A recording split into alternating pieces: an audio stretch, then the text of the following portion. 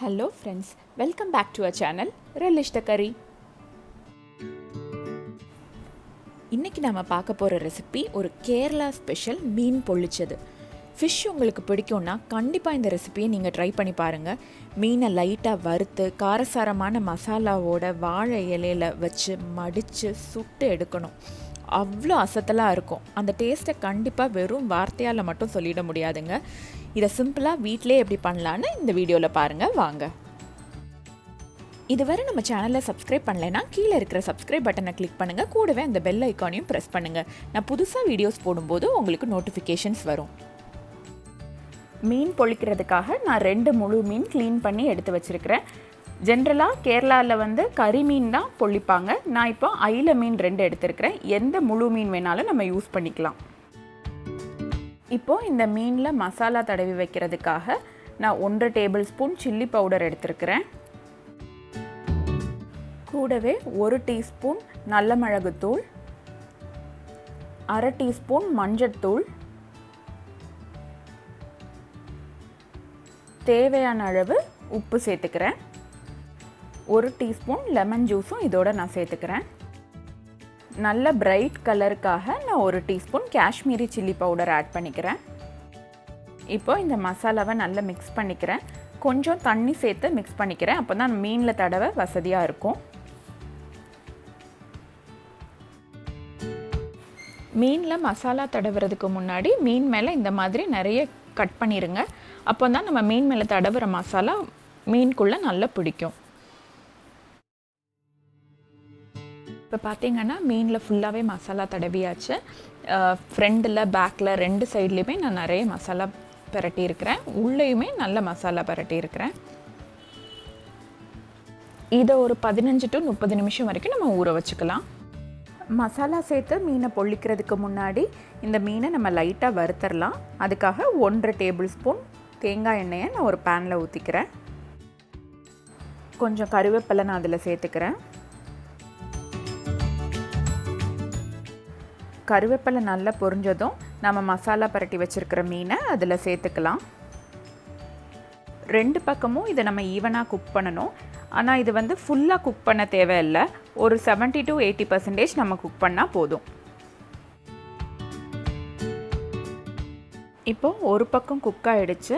நான் இப்போ இதை கவனமாக இன்னொரு சைடு திருப்பிக்கிறேன். இப்போ நம்ம மீன் திருப்பிட்டோம். அடுத்த சைடும் நல்லா குக் ஆகட்டும். குக் ஆனதும் நம்ம இதை பிளேட்டில் ட்ரான்ஸ்ஃபர் பண்ணிடலாம்.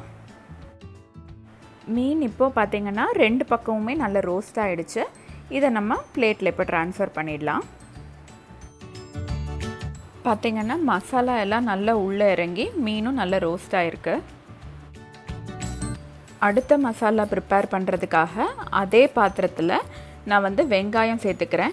சின்ன வெங்காயம் பெரிய வெங்காயம்னு 2 வெங்காயமும் நான் கொஞ்சம் சேர்த்துக்கிறேன். உங்களுக்கு தேவைப்பட்டால் ஃபுல்லாக நீங்கள் பெரிய வெங்காயம் மட்டும் சேர்த்துக்கலாம், இல்லைன்னா சின்ன வெங்காயம் மட்டும் சேர்த்துக்கலாம். சின்ன வெங்காயம் கொஞ்சம் அடிஷ்னலாக ஃப்ளேவர்ஸ் தருங்கிறதுக்காக நான் அதை ஆட் பண்ணியிருக்கிறேன். தேவையான அளவு உப்பு நம்ம இதோட சேர்த்து நல்லா நம்ம வதக்கிக்கலாம். வெங்காயம் நல்லா வதங்கினதும் ஒரு தக்காளி, ஒரு பச்சை மிளகா வெட்டி வச்சுருக்கிறத நம்ம ஆட் பண்ணிக்கலாம்.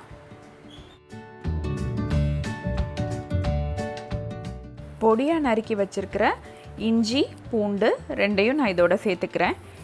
இதையும் நம்ம நல்லா சேர்த்து வதக்கிக்கலாம்.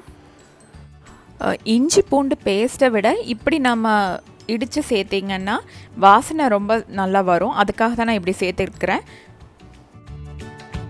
இந்த மசாலா நல்லா குக் ஆகட்டும். தேவைப்பட்டால் தக்காளி குக் ஆகிறதுக்கு நீங்கள் மூடி போட்டு கூட குக் பண்ணிக்கலாம். இப்போது இதில் நான் கொஞ்சமாக மஞ்சள்தூள் சேர்த்துக்கிறேன். ஏற்கனவே இந்த மசாலாவில் காரம் இருக்குது. இருந்தாலும் காரத்துக்காக கொஞ்சமாக 1/2 டீஸ்பூன் சில்லி பவுடர் சேர்த்துக்கிறேன். 1/2 டீஸ்பூன் மல்லித்தூள் சேர்த்துக்கிறேன். இப்போ ரொம்ப இம்பார்ட்டண்டான ஒரு இன்க்ரீடியண்ட் வெந்தய பொடி. இது ரொம்பவே ஃப்ளேவர்ஃபுல்லாக இருக்கும். அந்த வெந்தய பொடியிலையும் 1/4 டீஸ்பூன் வெந்தய பொடி நம்ம சேர்த்துக்கலாம். ஏற்கனவே மீன் வறுத்த எண்ணெயில் தான் நம்ம இந்த மசாலா செஞ்சிட்ருக்குறோம். அதனால் அதுலேயே கொஞ்சம் காரம் இருக்கும்.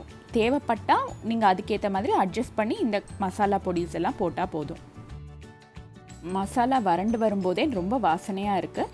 இதோட நான் லெமன் ஜூஸ் ஒரு டீஸ்பூன் ஊற்றிக்கிறேன். வாசனைக்காக நான் கொஞ்சம் கறிவேப்பிலை இதில் தூவி இந்த மசாலாவை நம்ம இறக்கிடலாம். பார்த்தீங்கன்னா ரொம்பவே சூப்பராக இது குக்காக இருக்குது. இந்த இலையில தான் நாம் மசாலாவையும் மீனையும் சேர்த்து பொள்ளிக்க போகிறோம். அதனால் நம்ம ஃபஸ்ட்டு இந்த இலையை வாட்டி எடுத்துக்கலாம். வாட்டி எடுக்கிறதுனால நம்ம மசாலா மடக்கும் போது இலை கிழியாமல் இருக்கும். ஃபஸ்ட்டு நான் இந்த மசாலாவை கொஞ்சம் இந்த இலையில் வச்சுக்கிறேன்.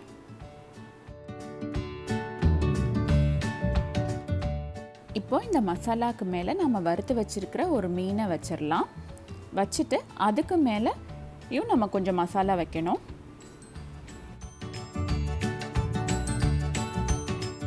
இப்படி அடியில் மசாலா, நடுவில் மீன், மேலேயும் கொஞ்சம் மசாலான்னு வச்சுட்டு நம்ம இந்த இலையை மடிச்சிட வேண்டியதுதான்.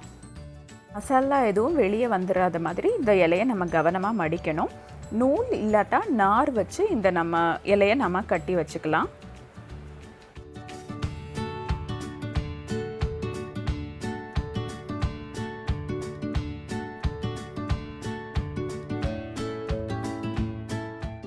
ஒரு மீன் பொட்டலத்தை நம்ம இப்போ ரெடி பண்ணிட்டோம். இன்னொரு மீனையும் அதே மாதிரி மசாலா உள்ளே வச்சு நம்ம மடிச்சிடலாம்.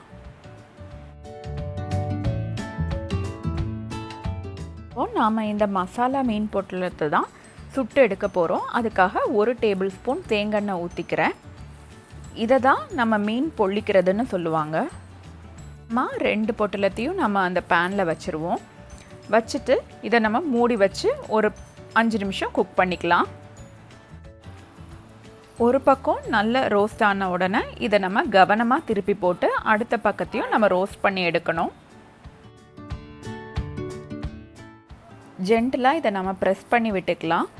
அந்த மசாலா எல்லாம் மீனில் உள்ள நல்லா இறங்குற மாதிரி. திருப்பி இதை மூடி போட்டு இந்த சைடையும் நம்ம ஒரு 5 நிமிஷம் ரோஸ்ட் பண்ணி எடுத்துக்கலாம்.